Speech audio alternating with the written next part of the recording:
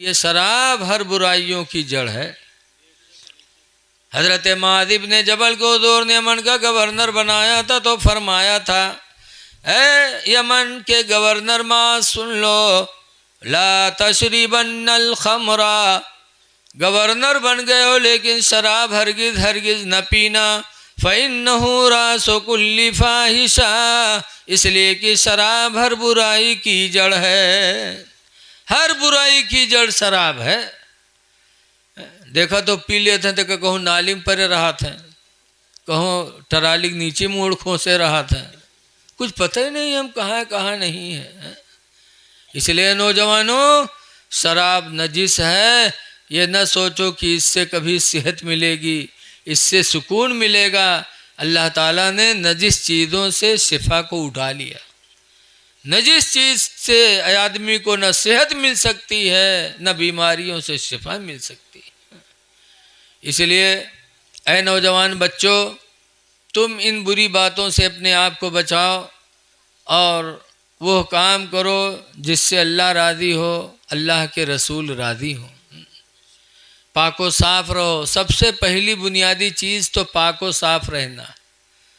آج کوئی کے بھٹھا لگ گوا تو کہتے یار فلانوا تو بہت کامیاب ہے، کوئی کے کمپنی چلے لگ تو کہتے فلانوا تو بہت کامیاب ہے، کوئی پردھانی میں جیت گا تو کہتے ارے یار وہ تو کامیاب ہوئی گا، لیکن یہ کامیاب نہیں ہے۔ کامیاب تو وہی ہے جسے قرآن کامیاب کہتے ہیں، اللہ جسے کامیاب کہتے ہیں۔ اللہ نے کامیاب کس کو بتایا؟ قرآن کریم میں اللہ فرماتا ہے قد افلح من تزکا، وہ کامیاب ہو گیا جو پاک ہو گیا، جس نے پاکی حاصل کی وہ کامیاب ہے۔ تو کامیاب جب ہوگے جب آپ پاک و صاف رہو گے۔ کھڑے کھڑے ہو کر پیشاب نہ کرو، پیشاب کرو تو پانی ضرور لے لو، اس لیے کہ پیشاب سے نہ بچنا یہ عذاب قبر کا سبب ہے۔ حدیث پاک میں ہے مر رسول اللہ صلی اللہ علیہ وسلم بقبرین، سرکار دو قبروں سے گزرے، فقال انہما یعذبان، تو سرکار نے فرمایا لوگو یہ دونوں قبر والے عذاب دیے جا رہے ہیں۔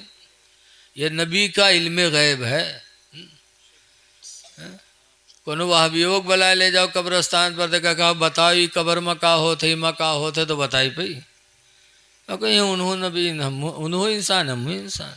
اللہ نے میرے پیغمبر کو علم غیب عطا فرمایا تھا، فرمایا انہما یعذبان، بے شک یہ دونوں قبر والے عذاب دیے جا رہے ہیں، اور کس وجہ سے عذاب دیے جا رہے ہیں میرے نبی یہ بھی جانتے ہیں۔ فرماتے لا یستنزہ من البول، یہ قبر والا پیشاب کی چھینٹوں سے نہیں بچتا تھا۔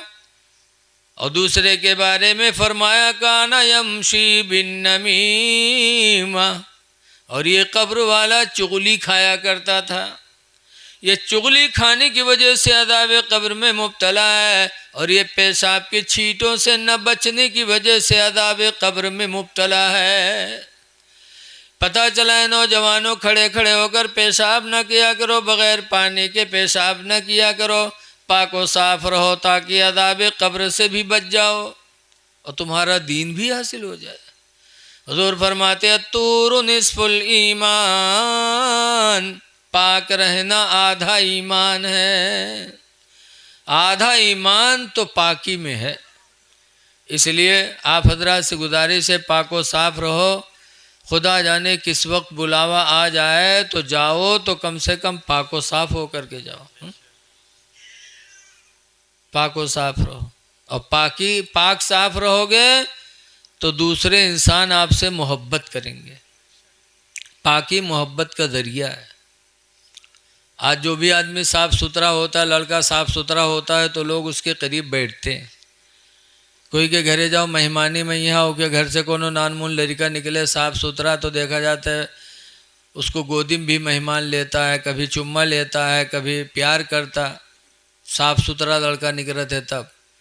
اور گھر میں سے ای میل لڑکا نکلے جی کے ناکے بلو بلو بہائے تو کہ کوئی چمہ لی، بتا۔ پاکی انسان کی فطرت میں داخل ہے، لیکن سمجھ میں نہیں آتا۔ آج ہماری بہت سی ماں بہنیں جو ہیں مدرسہ میں کہ مولانا صاحب تینے کچھ بنا دو. پوچھو کہا بات؟ کہ ہمارے گڈوا کبا کیا تو ہمارے اوپر نگاہ نہیں اٹھا تھا. اب بتاؤ مہینہ نہائی ہو نہ تو نگاہ اٹھی ہے؟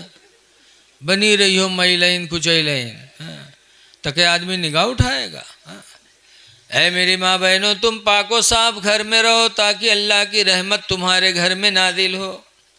حدیث پاک میں نبی طلحہ قال قال رسول اللہ، حضرت ابو طلحہ سے روایت ہے، فرماتے اللہ کے نبی نے ارشاد فرمایا لا تدخل الملائکۃ بیتا، سرکار فرماتے ہیں ایسے گھر میں رحمت کے فرشتے نہیں جاتے. کس گھر میں؟ فیہ صور و کلب و جنب، جس گھر میں کوئی فوٹو لگا ہو، جس گھر میں کوئی کتا ہو اور جس گھر میں کوئی ناپاک آدمی ہو، اس گھر میں رحمت کے فرشتے نہیں جاتے. اس لیے گھروں کو صاف ستھرا رکھو، خود پاک و صاف رہو تو رحمت کے فرشتے آئیں گے، تو اللہ کی رحمت ان کے وسیلے سے آپ کو ملتی رہے گی. اس لیے ہمیشہ پاک رہنے کی کوشش کرو، اور پاک رہنے کے بعد جب نماز کا وقت آئے تو نمازوں کی ادائیگی کرو. اللہ کے رسول سے محبت ہے. آپ سب کہے تو عاشق اعلیٰ حضرت، مسلک اعلیٰ حضرت، اور مسلک اعلیٰ حضرت اسی کو حاصل ہوگا جس کے دل میں نبی کی سچی محبت ہوگی. اور محبت رسول جب ہی مانی جائے گی جب وہ اپنے نبی کو سکون پہنچائے گا. نبی فرماتے جعلت قرۃ عینی فی الصلاۃ، فرماتے ہیں میرے آنکھوں کی ٹھنڈک نماز میں رکھ دی گئی ہے، کہ جب کوئی میرا امتی نماز پڑھتا تو میرے آنکھوں کو ٹھنڈک ملتی ہے. اے سنی مسلمانوں، نماز پڑھ کر کے اپنے نبی کے آنکھوں کو ٹھنڈک پہنچاؤ. نماز چھوڑ رہے ہو. حدیث پاک میں الصلاۃ عماد الدین، نماز دین کا کھمبا ہے. فمن اقام فقد اقام الدین، تو جس نے نماز پڑھا اس نے دین کا کھمبا گاڑ دیا. نماز پڑھ کر کے دین کو مضبوط کرو. ومن ترکھا فقد ہدم الدین، اور جس نے نماز چھوڑا اس نے دین کو ڈھا ڈالا. بے نمازی دین کو ڈھاتا ہے، میرے نبی فرماتے ہیں، اور نمازی دین کا کھمبا گاڑتا ہے. اس لیے لوگوں نماز پڑھو، خدا جانے کس وقت بلاوا جائے. موت کو ڈرو، قبر کو ڈرو. اعلیٰ حضرت فرماتے ہیں ہائے غافل وہ کیا جگہ ہے جہاں، ہائے غافل وہ کیا جگہ ہے جہاں، پانچ جاتے ہیں چار پھیرتے ہیں. مرنا ہے، اس لیے نمازوں کی پابندی کرو اور پاک و صاف رہو، اور ماں باپ زندہ ہو تو ان کی خدمت کرو. حدیث پاک میں چار چیزیں ایسی جن کو دیکھنا ثواب ہے. نمبر 1 پر حضور فرماتے ہیں النظرۃ الی وجہ الوالدین عبادہ، ماں باپ کے چہرے کو دیکھنا عبادت ہے. والنظرۃ الی مصحف عبادہ، قرآن حکیم کو دیکھنا عبادت ہے. ماں باپ کا چہرہ دیکھو تو عبادت، اور قرآن کو دیکھو تو عبادت. تیسرے نمبر پر فرماتے والنظرۃ الی وجہ العالم عبادہ، کسی عالم دین کے چہرے کو دیکھنا بھی عبادت ہے. چوتھے نمبر پر فرماتے والنظرۃ الی بیت اللہ عبادہ، ماں باپ خانہ کعبہ کو دیکھنا عبادت. اس لیے یہ نیکیاں کر لو اور ایک دوسرے کے حقوق کا خیال رکھو. دیکھو شادی ہو گئی ہو تو اپنی بیوی کے حقوق کا خیال رکھو. قرآن کی میں اللہ فرماتا ہے ہن لباس لکم، تمہاری بیویاں تمہاری لباس ہیں، وانتم لباس لہن، اور مردو تم اپنی عورتوں کے لباس ہو. اور لباس کا کام ہے عزت کا چھپانا، لہذا بیوی کا فرض بنتا ہے کہ شوہر کی عزت کو چھپائے، اور شوہر کا فرض بنتا ہے کہ بیوی کی عزت کو چھپائے۔ اس لیے ایک دوسرے کے ساتھ رحم دلی کرو، اللہ تعالیٰ آپ پر رحم فرمائے گا۔ یہ میلاد ایک صدقہ ہے، اور آپ اللہ کے نام پر اللہ دولت دے تو خرچ کرتے رہو۔ لکھا ہے 1 دو گے تو 10 پاؤ گے، 1 دو گے تو 10 پاؤ گے۔ کسی غریب مسکین کو کھانا کھلا دو۔ 30ویں پارے میں ہے کہ جہنمی چلائیں گے تو جنت والے پوچھیں گے کہ تم کس وجہ سے جہنم میں آئے؟ تو جہنمی بولیں گے لم نکو من المصلین، ہم نماز نہ پڑھا کرتے تھے، ولم نکو نطعم المسکین، اور ہم غریبوں کو کھانا نہیں کھلاتے تھے۔ غریبوں کو کھانا نہ کھلانا اور نماز نہ پڑھنا یہ جہنم میں جانے کی دلیل ہے۔ اس لیے نمازیں بھی پڑھو، اور اللہ دے تو اللہ کے غریب بندوں کی خدمت کرو۔ اور غریب کوئی بھی ہو، چاہے ہندو ہو چاہے مسلمان ہو، اگر غریب ہے، بھوکا ہے اور سامنے آ جائے تو انسان سمجھ کر اس کی مدد کرو، اللہ تعالیٰ آپ سے راضی ہو جائے گا۔ ہمارے نبی نے بھی سب پر رحم کیا ہے، ہمارے بزرگوں نے بھی سب پر رحم کیا، لہذا ہم کو بھی سب پر رحم کرنا چاہیے، چاہے انسان ہو چاہے جانور ہو۔ سبکتگین ایک شکاری تھے، جنگل میں جاتے تھے، شکار کر کے لاتے تھے، زندگی گزرتی تھی۔ ایک دن شکار کرنے گئے تو دیکھا ایک ہرنی 2 بچوں کو بیٹھی دودھ پلا رہی ہے۔ سبکتگین نے تیر و کمان لے کے اس پر وار کیا تو ہرنی بھاگی بچوں کو لے کر کے، یہ پیچھا کیے، ہرنی کا ایک بچہ چھٹ گیا، ایک ہی کو لے کر بھاگ گئی، تو سبکتگین نے اس بچے کو اٹھا لیا، کہا چلو ایک بچہ ہی صحیح۔ بچے کو پکڑ کر اپنے وطن آ رہے تھے، پھر کچھ دور جانے کے بعد کسی وجہ سے پیچھے سر گھمایا تو دیکھا کہ وہ ہرنی پیچھے پیچھے آ رہی ہے۔ تب سبکتگین کو سوچ پیدا ہوئی کہ ابھی تو یہ بھگی تھی اور میرے پیچھے پیچھے آ رہی ہے، پہلے اپنے جان بچانے کی فکر میں بھگی تھی، لیکن اس کی اولاد کو میں نے پکڑ لیا، تو اب ہرنی کو اپنی جان کی فکر نہیں ہے، اب اپنی اولاد کی فکر میں میرے پیچھے پیچھے آ رہی ہے۔ پہلے جان بچانے کے لیے بھگی تھی، اب اولاد کی محبت میں سے اب جان کی پرواہ نہیں، اپنی اولاد کی محبت ہے۔ تو سبکتگین کو ترس آیا کہ آج شام کو ہمارے بچے بھوکے سو جائیں، یہ تو مجھے گوارا ہے، لیکن ایک ماں کے دل کو اولاد کی جدائی کا غم دینا یہ گوارا نہیں۔ چھوڑ دیا ہرنی کا بچہ، کہا جاؤ، نہیں سوچا کہ ہرنی اپنی اولاد کی محبت میں تڑپے۔ سبکتگین نے چھوڑ دیا، ہرنی نے اپنے بچے کو گلے سے لگایا، جنگل چلی گئی۔ رات میں جب سبکتگین سوئے تو خواب میں اللہ کے رسول تشریف لائے، فرمایا سبکتگین تم نے ایک جانور پہ رحم کیا ہے، اللہ اس کے بدولت تمہیں وقت کا سلطان بنائے گا، اللہ تمہیں اس کے رحم دلی سے اللہ بادشاہت عطا کرے گا۔ خواب میں خوشخبری سنی، صبح اٹھے پورے بستی کے لوگ، یہ آواز ہوئی کہ اب ہمارا سلطان سبکتگین ہوگا۔ چند ہی دنوں میں سبکتگین کو اللہ تعالیٰ نے بادشاہت عطا فرما دی۔ تو اے لوگوں بے رحم نہ بنو، رحم کرو، اور رحم سب سے زیادہ اپنے ماں باپ پر کرو، اس لیے کہ انہوں نے تمہارے ساتھ بہت رحم کیا۔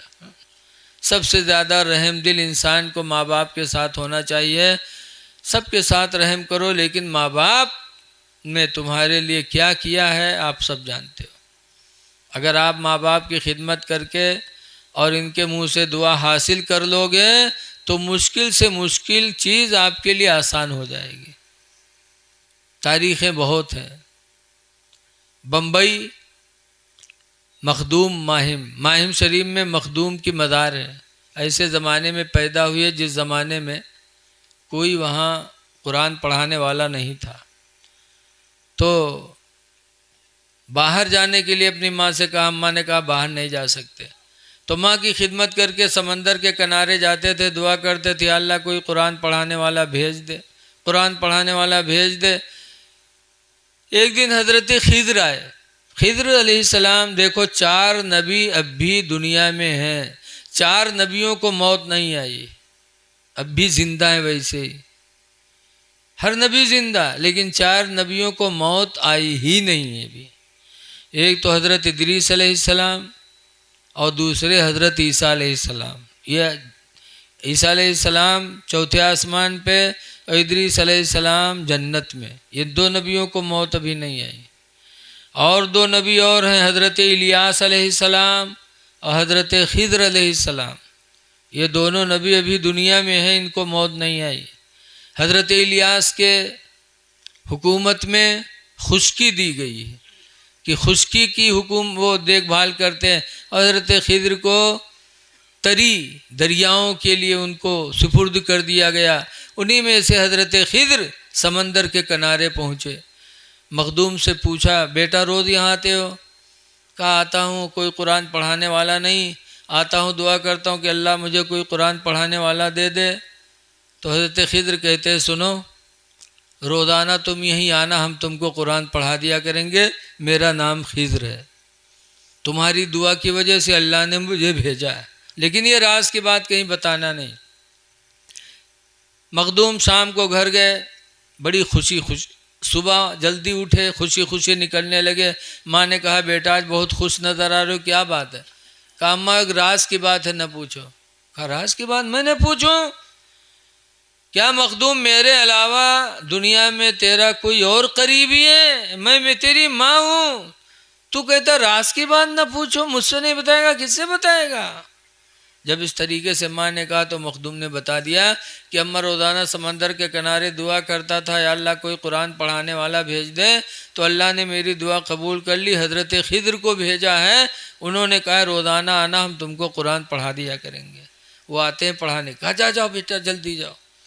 اب وہاں گئے تو پورا دن کھڑے رہے، خضر علیہ السلام نہیں آئے۔ شام کو واپس آئے، مخدوم رونے لگے، کہا اماں وہ ناراض ہو گئے، تم نے راز کی بات پوچھ لیا، انہوں نے منع کیا تھا، تم نے پوچھ لیا، میں نے بتا دیا، وہ ناراض ہو گئے، نہیں آئیں گے، اب قرآن کیسے پڑھوں گا؟ تو ان کی ماں نے کہا بیٹا کوئی بات نہیں، پابندی شاگرد کے ذمے، شاگردی کے ذمے پابندی کی، روزانہ درسگاہ میں جائے، استاذ کے ذمے پابندی نہیں، استاذ کو اختیار ہے، جب چاہے درسگاہ میں بیٹھے، جب چاہے نہ بیٹھے، تمہاری پابندی ہے بیٹا، جاؤ کل جانا۔ دوسرے دن گئے، پورا دن انتظار کیا، خضر نہیں آئے، پھر آئے رونے لگے، کہا اماں اب نہیں آئیں گے، وہ کیسے پڑھوں گا؟ مخدوم کی ماں کہتی بیٹا کوئی بات نہیں، پرسوں جانا، کل جانا۔ پھر تیسرے دن پھر گئے، پھر پورا دن انتظار کرتے رہے، خضر علیہ السلام نہیں آئے۔ تب آئے، مخدوم بہت روئے، کہا اماں آپ نے غضب کر دیا، اگر تم نہ پوچھی ہوتی تو خدا کی قسم میں راز کی بات نہیں بتاتی، وہ نہیں آئیں گے کیا کروں گا؟ ماں نے کہا بیٹا کل جانا۔ چوتھے دن بھی بھیجا، ادھر خضر کو ادھر مخدوم کو سمندر کے کنارے بھیجا، اور ادھر ان کی ماں نے وضو بنا کے 2 رکعت نماز پڑھ کے دعا مانگی کہ اللہ اگر میرے بیٹے مخدوم نے میری محبت میں راز کی بات بتا دیا تو نے خضر کو کیوں روک لیا؟ یا اللہ خضر کو بھیج دے، ورنہ بیٹا میرا مخدوم میرا نافرمان ہو جائے گا، پھر کبھی میری بات نہیں مانے گا، الہی بھیج دے۔ ان کی ماں نے ادھر دعا مانگی۔ ادھر جب مخدوم سمندر کے کنارے پہنچے تو دیکھا حضرت خضر پہلے ہی سے کھڑے انتظار کر رہے ہیں۔ گئے، حضرت خضر سے سلام کیا۔ خضر مسکرا کے کہتے بیٹا میں نے منع کیا تھا راز کی بات نہ بتانا، بتا دیا؟ کہا حضور اگر ماں نہ ہوتی تو خدا کی قسم میں نہ بتاتا، لیکن ماں کی محبت میں مجبور ہو گیا۔ تو خضر نے کہا تھا بیٹا اگر تو نے ماں کی محبت میں بتایا ہے تو یہ بھی سن لے کہ تیری ماں کی دعا خدا نے قبول بھی کر لی ہے۔ آج اللہ نے مجھے بھیجا ہے کہ جاؤ خضر تمہیں روزانہ نہیں جانا ہے، آج جا کر کے مخدوم کو اپنے سینے سے لگا کے حافظ قرآن بنا دو۔ خضر نے مخدوم ماہم کو سینے سے لگایا اور پورا قرآن سینے میں اڑیل دیا۔ خوشی خوشی آئے، ماں کے قدموں کو بوسہ دیا، کہا ماں مبارک ہو تمہاری دعاؤں کے طفیل، آج خضر نے پورا قرآن میرے سینے میں محفوظ کر دیا۔ پتہ چلا کہ ماں باپ کی دعائیں رنگ لاتی ہیں. اس لیے لوگوں ماں باپ کو خوش رکھو. ان کے منہ سے کبھی دعا نکل گئی تو دنیا بھی کامیاب آخرت بھی کامیاب. دعا ہے کہ اللہ تعالیٰ اس عقیقے کی محفل کو قبول فرمائے اور ہمارے جمال الدین بھائی اور آپ سب کی روزی میں اللہ خوب برکت عطا فرمائے. دیکھیے ٹائم 11 بجنے والے ہیں اور ٹھنڈک کی رات ہے. ابھی ہمارے شاعر صاحب کی نعت ہوگی، ہو سکتا ہے پھر حضرت کی تقریر ہوگی. اچھا، حضرت کا بیان پہلے ہوگا. میرے ساتھ ایک بچہ خمریہ کوئلار کا گھر پہ تھا، عزیز العلوم کا طالب علم ہے، نگاسن سے میرے ساتھ آیا. پھر یہ نانپارہ جائے گا، مولوی جماعت پڑھ رہے ہیں. تو ایک نعت شریف چھوٹی سی ان سے بھی سن لیجئے تاکہ ان کا بھی نام آ جائے.